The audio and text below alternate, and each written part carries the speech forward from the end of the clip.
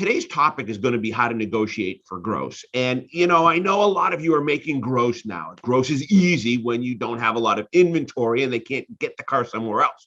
So when somebody wants a specific car, a pickup, a sedan, a coupe, and they want a specific color and you've got it and you're the only one that's got it, well, you can make gross. But we have to look at this over the long haul because we're not going to be in this situation forever. This is not a forever deal. I think it's extended out longer than most of us had hoped it would have, but it is what it is. And I still think we're a good 6 to 8 months out before inventory starts to pick back up. Ironically, in talking to a lot of people out there, some of you do have inventory. So some of you are getting cars and some of you are being very creative in how to get cars. And I think we'll do a session here in the near future again on how to get those cars. But today we're going to talk about gross. And as always, thank you to Dino for helping with my bullet points. So let's first talk about gross. Okay, first of all, the skill of negotiating for gross, you're not born with. It's an instinctive value. It's not instinctive is what I mean. You have to create that situation in yourself. It requires learning. It requires training. It requires daily practice to be a great negotiator for creating gross. Now, one of the biggest things that I see as I travel around and I speak with dealerships and I speak with our trainers is that we're forgetting one big thing, that in order to create gross begins at the meet and greet. It doesn't begin when you sit down at your desk to negotiate the car deal. It begins at the very beginning. You are literally negotiating for gross the minute you meet that customer. You're creating that value in you, your product, your dealership. If you don't do that, you're not going to get gross. We like to use the term that if you want to sell, create gross on a $30,000 car, well, you got to make a $40,000 presentation. So the gross starts at the very beginning. If you make a lousy presentation and demonstration, you are not going to hold gross. Okay. Now, when you create your presentation, you always have to prescribe to the 90-10 rule when it comes to our process. And that is 90% of your time has to be done presenting and demonstrating the vehicle and 10% in the negotiations. If you flip that, you will never create gross. If your statistical odds are different, if you're 50-50, 50 on your presentation and demonstration and 50% on your negotiations, you are not going to create gross. You must spend the majority of your time creating that value. And remember, the value is in 3 places. It's in you, the product, and the dealership. Remember, the first thing that customer buys is product. They're not going to buy a car they don't like. So you have to make sure you find them and you put them in the right car. The second thing they're falling into is you. They got to like you. We've talked about this before. It's not the rapport. It's not the trust. They just got to like you. They got to enjoy the presentation and demonstration. So when you do this 90-10 and spend 90% of your time on your demonstration and presentation, what are the effects of this? Well, what happens is if you make a better presentation, you remove objections and obstacles, so that you don't get them when you go to the negotiations. A lot of people say to me, well, it's all about price. But you know what? Price is not a bad thing for it to be all about. Price is an easy objection to overcome if you've created the value. No value, you're not going to get the price. And what I find so ironic is that there's only 2 or 3 objections we typically get. If you've done a great job and you're going to get objections, most people do not lay down. Most people, you don't present the numbers, say, would you like to buy the car? And they say, sure, I got to have the car, sign me up. Can we take it home in 2 hours? They object. So there's really 3 objections you get. You're going to get a price or payment objection. You're going to get a trade objection. And I want to go home and think about an objection. I want to go home and think about an objection is never going to create gross. It's never, never, never. It means you made a bad presentation and demonstration most of the time. And then what's going to happen in order to sell that car, the only skill sets most of us have now is to drop the price. So we think we got to make the price more attractive. The problem is we didn't make the product more attractive. We didn't make the dealership more appropriate. We didn't make us more attractive. And that's where we all fall apart. An outstanding presentation and demonstration removes those cement objections. So what is a cement objection? A cement objection is going to be something that's unreasonable and unrealistic. Something where they demand a price. They say, listen, you're at $400. I'm not going a penny over $300. You have a cement objection, and you get that cement objection again when you are not making a good presentation and demonstration. The other thing is that we never, ever, ever want to negotiate on the lot. If you start negotiating on the lot, you are going to get objections that are not realistic and they're too premature. They're just not premature. I mean, look, at our goal is to not discount the car. If the first words out of your mouth when a customer comes in and says, hey, just so you know, we're not discounting cars, well, you've already lost that customer. It's hard to create that value. That's why we do price at the end. The first thing you must do when you start your negotiations, again at the meet and greet, is you must remove all the fears in the meet and greet. Remember, people come to this dealership, to your dealership, and they're scared. They should be scared. As a customer, should I be afraid of you as a salesperson? The answer is yes, you should be. Why? Because I'm a professional salesperson. I'm a great negotiator. I do this all day, every day. Customer buys a car once every 4, 5, 6 years. So they're scared of us. That's why they throw out obstacles. Is it okay if I walk around by myself? You're the first dealership we've been to. I didn't bring my significant other with me. You have to remove those fears immediately so you can make your presentation and demonstration so you can negotiate for gross. Example, customer states, is it okay if I walk around by myself? That is a clear sign of fear. They're clearly fearful of something. Some of them are fearful of themselves, but they're fearful. We've taught you to say, well, gee, does that mean you don't have to buy a car today? And we know the customer is going to say, no, I don't. Great. Mr. and Mrs. Customer, that takes all the pressure off me as a salesperson. Look, I'll tell you what, I'd love to spend some time with you, show you all the different cars we have. Let's just consider today an informational gathering event. We'll look at what we got, see what you like. If you want to sit in some cars, just let me know. And then before you leave, I'll give you pricing, information, take it home, think about it, consider, and compare it with the other cars you're going to look for in your shopping process. So are you leaning more towards a newer used car? Get them into the process. Remove the fears. We're already negotiating. We've already started to negotiate for gross, because if I can get those fears to come down, I can make that better presentation. And here's the thing, folks. Just because today we are in a seller's market, we can hold and demand price. It doesn't mean you shouldn't make a better presentation and demonstration. They're still customers. They still deserve the best that we have to offer. So remove those fears initially. Why? So the customers then won't block value. So how are the signs that you get that you are blocking value? Well, you're going to find they're going to block value if they refuse to do certain things. If they refuse to sit in the car, they've blocked value. If they refuse to drive the car, if they refuse to go to your service department, if they refuse to even come into the dealership after the presentation, you've blocked value, meaning they don't feel comfortable. And now your negotiations are going to go, they're not going to go anywhere. If you cannot get the customer to do these things, you will lose during the close of the negotiation. Clearly. I'm also, and you know, you've heard me say this numerous times, I'm not a big fan of these trial closes. I don't think trial closes get you anywhere, no more than what you had to begin with. So, Mr. Customer, if we can come together in terms and numbers, are you ready to buy the car today? Well, if I said yes, you had me anyways without even asking the question. But if I said no, now you're negotiating on the lot. And this is not where you want to be negotiating hard data. No. Well, why? Well, you're the first place we've been to, or whatever the reason may be. I bring my spouse with me. And now you've got a situation where you're negotiating hard data on the lot and you didn't do the right thing. So I'm not a big fan of trial closes. Everything now hinges on what we call the pendulum effect. So what is the pendulum effect? It's when the salesperson concluded 3 things have to be established. And this is real important in your presentation and demonstration. Number 1, the customer cannot imagine leaving the dealership without this car. You have to do a presentation and demonstration where they cannot imagine leaving without buying the car. Number 2, they can't imagine buying from anyone but you. You've made such a great impression on them. You've made such a great presentation and demonstration that they can't imagine buying this from anyone else but you. And number 3, they can't imagine buying this from any other dealership. I mean, that's the pendulum. You've got them in all 3 areas. And if this is occurring, if you can get that to happen, here's what's going to happen. They'll pay a higher price. Absolutely. Do you really think that if I love the car, I love you, and I want to do business at your dealership, that I'm going to walk for $100 or $200 or $300 or for $5, $8, $10 a month on a payment? $10 a month on a 72-month note is $720 in gross. I'm not going to leave. It's just most people, their personalities are not going to allow them to do that.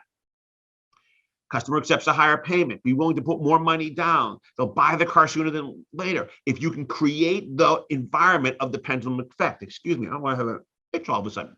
Okay, you must also allow the customer to qualify themselves in the car. That's real important in negotiations. Remember, the number 1 factor is the customer has to want to buy the car. It's the product. It's the number 1 decision. If I don't like the car, you've got nothing. Absolutely nothing. Sometimes it happens. I come into a Ford store, don't like the Ford product, like the Chevy product better. You know what? I gave it a shot. I came in, looked at it, but I didn't like it. And that happens. So it's so important, and we've shared with this before, to let the customer pick the car. When you pre-qualify people, the problems with pre-qualification is you pre-qualify based on false data. I ask you what your budget is, you lie to me. I ask you what features and benefits you want. You might tell me more. Now the problem is I can't fit it into that false budget. And now I'm putting you in the wrong car. Now, there are 9 prerequisites for creating higher gross. And I want to read these off to you. Okay, and these are very important. So you might want to write these down. Okay, number 1, and this is probably one of the most important, is in your presentation and demonstration, you've got to create higher value than the price. So if you're selling a $30,000 car, create $40,000 worth of value. That's so important. Prerequisite for higher gross. Number 2, upstairs, you got to have a positive mental outlook. You have to have that right attitude. And I'll give you a great scenario. I love playing golf, and I am having a bad streak the last 2-3 weeks, and I'm getting frustrated, and I want to throw my club and slam it down, and certain words are coming out of my mouth when I mishit the ball, and I'm showing anger. Well, one of the guys that I play with, I see him hit a bad shot, and he says, "Oh, that's a shame." And he goes on. His attitude is different than mine. Mine is an attitude of anger when it's not going my way. So now I've tried to adapt that. So when I don't hit the ball, oh, what a shame, you know? So if you can control that, you're going to be in a better situation. You have to be a product knowledge scientist. Trust me on this one. A lot of people are doing a lot of research, and they know so much about these cars, especially during COVID. And they're sitting home. They've got plenty of time to research the car, research the features, research the benefits, research anything and everything that they want in a car. You have to have an emotional PhD. That is a prerequisite for higher gross. Emotionally, you have to be intact throughout the whole process. I know everybody always says, I always ask people, you know, I'm a very positive, upbeat, outgoing person. Can you ever see me being, you know, in a bad mood and, you know, being depressed? Well, yes, of course I get depressed, like everybody does. It's normal. It's a human trait. I don't do that in front of you. I don't do that in front of my customers. I walk away. I take a break. I take an adult timeout when I'm in a frustrated mood. You have to become a negotiating expert. Negotiations, I told you earlier, you're not born with this. This is a skill set you have to learn, and you have to study, and you have to practice it, and listen to everybody out there that has good ideas on how to negotiate, and then take the pieces and parts that you like, put them together, and then you will become that person of a better negotiator. You have to be able to show empathy to people, understand their situation. You know, sometimes when people tell you they can't afford something, they really can't afford it. You've got to work with them and help them solve their problem, show a little empathy to them. I talked about this before. You got to let them qualify themselves on a car. This is so important. This has been, you know, something that we have been preaching for years and years and years. A lot of trainers out there want you to qualify the customer, ask them a series of questions to narrow down their choices. Why would you ever want to narrow down somebody's choices? You don't. NADA says that 75% of the people buy a car different than what they came in the dealership originally looking for. That's a huge stat. Why would you want to narrow down somebody's choices? Show them everything. Let them gravitate to what they like. It's funny, my house, we're doing some remodeling, we're buying some new furniture, and we set out with a thought process of what we wanted. And one of the first furniture stores we went into had a Tommy Bahama section. And we were walking through there, and I think we both said to each other, well, we definitely don't want the Tommy Bahama look. Guess what I have in my house? I got the Tommy Bahama look. We found something else in another area we liked. We matched it up with something else. And before you know it, I got Tommy Bahama, and now we're going in that direction. So if the sales at the furniture store had said, you know, ask me all these questions, we would have said no Tommy Bahama. But we found something similar to Tommy Bahama in another section, fell in love with it, bought the couch. Then we had to buy the tables. And before you knew it, this thing started to take shape. Let people qualify themselves. Okay. Number 8 in the 9 prerequisites, 10-1 in listening. Listen 10 times more than you talk. We talk too much. We love to talk. We're salespeople. We have that great gift of gab. Listen to people. Here's the best thing of all. If you are silent, they will talk. If they talk, they will give you information. And they will give you the information they decided before they got out of the car that they should never give you. Stop talking. Now, have dialogue, have conversation. Just remember that every time you ask a question, most customers size up that question. They ask themselves, what is the goal of that question? What is he trying to accomplish? And so have dialogue, have conversation. And number 9, I talked about earlier, never negotiate on the lot. Now, you are negotiating throughout the process, but never negotiate the actual numbers and the close and get into objections on the lot. You are going to lose 99% of the time. That is why I am so adamant against trial closes. If we can come together in terms and numbers, you're ready to buy the car today. And the customer says no. Well, we're going to start overcoming objections on the lot, and we're negotiating on the lot. On a scale of 1 to 10, with 10 being the highest, how would you rank this car? 7. Well, what would it take to make it a 10? Now you're negotiating hard things on the lot. This is not the place that you should be doing that. Okay, last piece of information I want to share with you before I jump into some questions, and I see your questions are coming in, is a plateau number. I want to share this with you. This is kind of interesting. What is a plateau number? Well, it's a plateau number is a dollar increment that the customers negotiated to determine how much they want to invest in a certain product. Now, I know that's more of a definition type. So let me give you an example. Let's say you're going to have this written down. Let's say your first pencil, you like to do a range. So your first pencil payment range is $460 to $469, however you range it. And the customer counters with $400 to $425.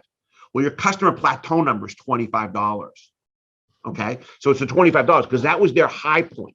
That you said $460 to $469, they said no, $400 to $425. So that became your plateau number, 25. So you want to make sure you're now negotiating in increments of 29.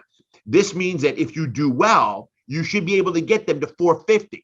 Remember, their plateau number, okay, was 25. So everything's going to be in increments of 25 for them. It allows us to not lose control. Let's say, again, a customer has said, well, we want to be between $400 to $450. Well, you should be able to close these people at $499 or $500 a month because $50 is their plateau number. So they say $4 to $450 to settle at $472. You've given up gross because their plateau number was an increment of $50 and it ended at $50. So it means they'll jump that $50 amount. So you can expect to close this deal in $499 or $500. So think about that, experiment with that as you go along. Let me give you some final thoughts, then I'll grab some questions and we'll wrap up. Always remember, I'm going to give a twist to this. Gross is a state of mind. Here's what's interesting. When I started selling cars, my managers in the late 70s used to say to me, David, gross is a state of mind. It's all in your mind. And he was right. But guess what? Gross is also in the state of mind of the customer. It's also in their mind too. So if you can undo their state of mind, the way we want to undo your state of mind, you're going to be in a better situation. You must convey a posture that you're willing to walk away from a deal. And we're getting good at that these days because I'm telling you what, in certain situations, if you're negotiating with people, you're making a big mistake. There's no inventory. We're starting to learn to walk away. And that's important. If you're not at the number you want, walk away. I'm going to share something with you, folks. Most people are not going to walk away. If they see you're willing to walk away, you're going to create more gross. Here's another thought. Desperation is the killer of gross. Lowering the price is an act of desperation. Lowering the price tells me two things. Number one, you made a lousy presentation and demonstration. And number two, you don't know how to negotiate or overcome objections. You just don't know how to do it. If all you're doing is lowering the price, lowering the price, lowering the price. I go into dealerships all the time. And I see this happen all the time. Go tell them $500 a month. Now they won't do $500. They say they'll do $450. Okay, go tell them we'll go to $490. I mean, everything you've done up to that point has been thrown out the window. You're negotiating a price when you should be negotiating value. Create the value. Folks, unfortunately, $450 is unreasonable and unrealistic for that particular vehicle with those particular options. Now, If you can do without some of the options, we are definitely within the price range. Negotiate the value they're getting, not the price they're getting. You always must be in a positive state of mind. It's hard, but when you're negotiating in a positive state of mind, okay, you must present numbers with certainty and confidence. If you're not confident in your numbers, it will show, and that is not going to benefit you. And the number one thing, and we've talked about this before, the number one thing to ensure higher grosses is you must ask for the sale. If you don't ask for the sale, you're never going to get gross. Never, never, never. You've got to ask. Present your numbers. Mr. and Mrs. Smith, would you like to buy the car? Not sign here, initial here. How would you like it registered and titled? Circle the option that works best for you. Come on. You made a presentation. You made a demonstration. They love the car. They like you. They want to do business at your dealership. You want to create gross? Present your numbers with confidence and ask for the sale. It's that simple. It's that simple. If you do that, you're going to create higher grosses. So, got a few minutes left. Let me look at some of these questions that are coming in real quickly. I'll grab a couple of them. Matt wants to know, how do you handle someone who gives us an unreasonable offer? Matt, that's easy. I love that one. I just look them straight in the face and say, folks, I understand exactly where you're coming from, but both you and I know that that offer is unreasonable and unrealistic.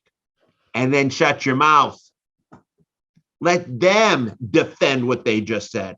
Don't you defend your price. Your price is defended by the value.